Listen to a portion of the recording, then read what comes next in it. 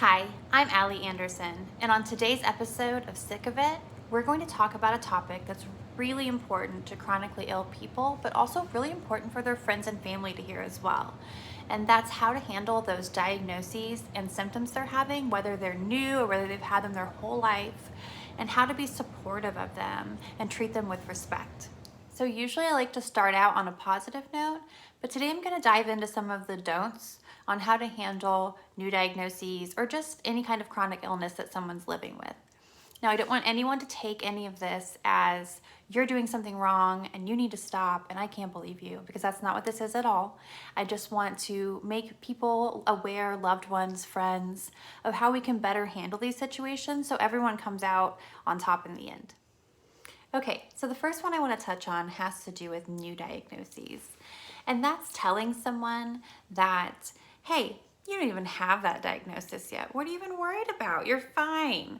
And, to someone who's going through a new diagnosis, it's really scary. You have all these symptoms that you're not sure about, and you're not sure what the answer to it is yet. And some people would really just rather more brace for impact and observe the fact that there could be something very real happening, and they'd rather be prepared for acceptance than in denial about the state of what's going on, so that they're ready if something really does happen. And if it doesn't, great. Now, this can be really easily compared to everyday life for people who aren't sick to better help you understand your loved ones who do have to deal with chronic illness every day. For example, a job promotion. You don't know if you got the job yet, the promotion yet. You don't know if you're going to get that big raise. You might lose sleep over it. You might be anxious about it. You're thinking about it all the time, maybe even obsessing about it to the point where people around you are like, hey, can you shut up already? But that's kind of how it feels when you have a diagnosis pending, right? You don't have that answer, but you want it and you're nervous about it and you're worried about how it might affect other things, right? If you do or you don't have it. The same with a pregnancy test. You have to go home tonight, you're going to take that pregnancy test, you've been hoping that it'll be positive, you're nervous about it all day, right? You don't have the answer yet, but you're so nervous about it. It's easy to understand. However, being told, don't worry about it, stop thinking about it, you don't have it yet, you don't even know about the job yet, doesn't really do anything for the situation. It just kind of creates animosity between you and that person.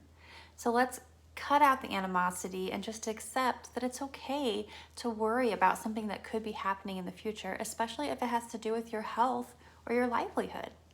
The other thing I want to touch on is questioning someone's diagnosis. Now, you are so much more likely to be talking to someone who is truly sick than to be talking to someone who is truly a hypochondriac, right?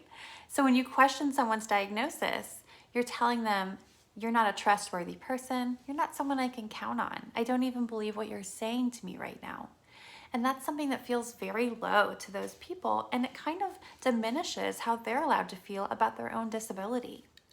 No one who's even somewhat sane wants to be sick. No one wants to be ill and live this kind of life, but it's the life we were given, and we have to embrace that and move forward in our journey. That being said, please don't mistake our confidence, our makeup, our hair done, and outfit for us saying, we're all better, we're fixed. We just want to look better than we feel. And we want to be a part of society in a normal way where people don't look at us with pity. And we just want to be loved like everybody else.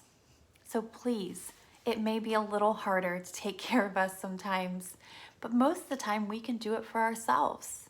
And it may be a little harder to love us sometimes because we come with a lot of buts and ifs, but we're worth it, I promise. This is Allie Anderson with Sick of It. Have a great day.